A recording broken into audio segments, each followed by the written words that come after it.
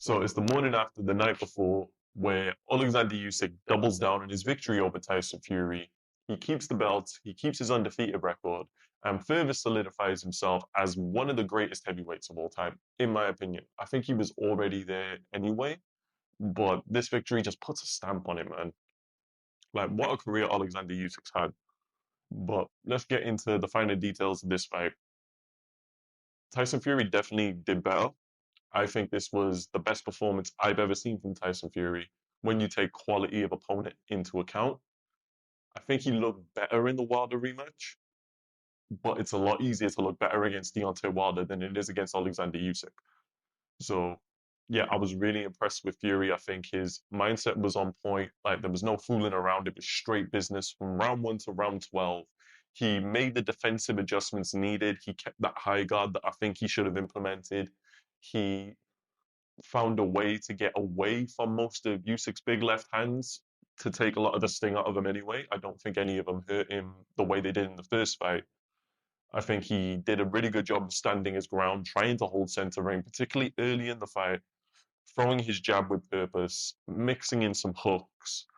And yeah, he just all around had a very great performance. I think the few criticisms I'll make about Tyson Fury is he was a bit too predictable with his punch selection after a while, too many straights and just single hooks. He could have made it a bit more dynamic.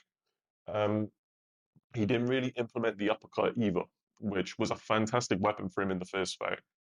But also, you can argue that Usyk made the correct defensive adjustments and fully nullified that uppercut because he did try. I noticed he did try to land it early in the fight a few times, and it just wasn't finding the target. So I don't know if he abandoned that in favor of throwing more hooks.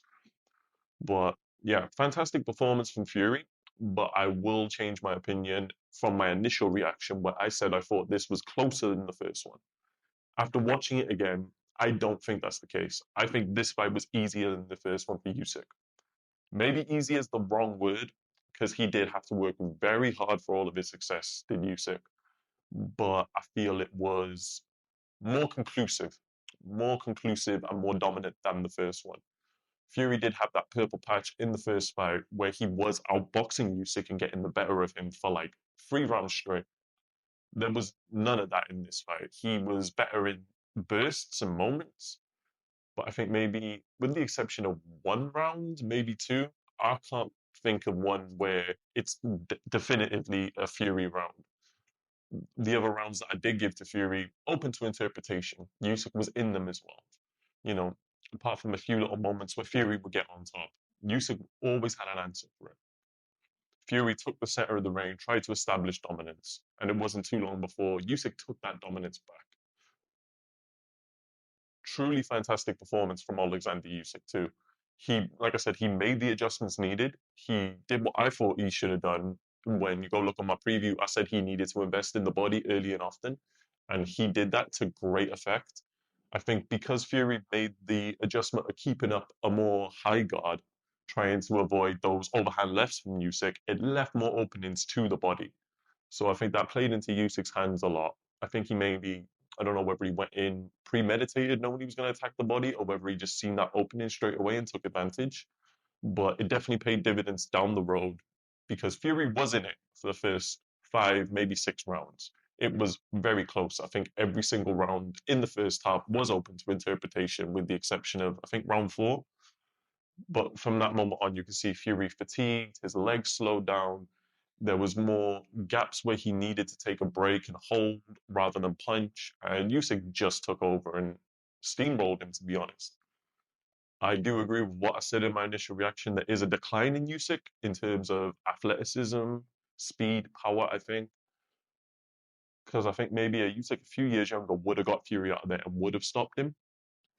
But nevertheless, you can't take anything away from Alexander Usyk at 38 years old to be able to box at that pace against a man much bigger than you and consistently maintain that pace from round 1 to round 12. I think he only took like round 5 off, really, where he took it easy. The rest was go, go, go. Excellent use of feints from Usyk. Beautiful footwork. Like I said, even though Fury was much better defensively, Usyk was still able to set traps, come in from angles, to be able to get his punches off enough to win convincingly. And that is amazing for a man of his age and a man of his size. So all in all, pretty standard victory for Alexander Usyk, to be honest. I think he's fully proved that he's the better man now. There's no excuses saying that Fury wasn't prepared physically or psychologically. He was switched on and he was in probably the best shape he could possibly be at his age. Like I said, in my opinion, his best ever performance. To be able to push a man like Usyk to work as hard as Usyk had to get that win, you got to take your hat off to Fury. But anyone who's saying it was a robbery or it was controversial, you either don't know what you're looking at or you're just so in love with Tyson Fury that you cannot see the fucking truth. It was a clear win for Usyk. Unanimous decision. I think the judges got it spot on. All of them scored it 116, 112. Both times I watched it, I scored it 116, 113.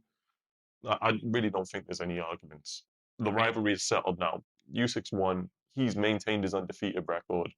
The question is, where do both guys go from here now? Personally, for me, Fury should go into the Joshua fight. I think now he's lost, that fight makes a lot more sense than if he won. There's no way in hell AJ deserves a title shot in the state his career is in right now. Now they're both coming off losses. Now neither of them are the best in the division anymore. Have one last hurrah for this generation of heavyweights. Sell out Wembley, make a crap ton of money, and just go out on a high. And from what I've seen in Fury in these last two fights with Usyk, I will comfortably pick him over AJ. So you may as well go in there, get one last payday before you retire, in my opinion. With Usyk, what I want him to do and what I think he's going to do, two different things. I think he's going to go in for the Dubois rematch. Dubois stormed the ring after the fight, called Usyk out. I think Usyk, with a man of his pride and a man of his confidence, is not going to shy away from that. He even openly said to Turkey, make the fight. I'm not sure how I fancy Usyk's chances now against Dubois. Still, technically, much better boxer, leagues above Dubois.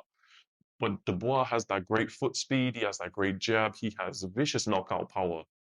I think Usyk is on the decline enough where I would worry about him going into a rematch with Daniel Dubois. I would still personally pick him over Dubois. Gun to my head, make a prediction now. I would still pick Usyk for a tight decision, but I would be worried.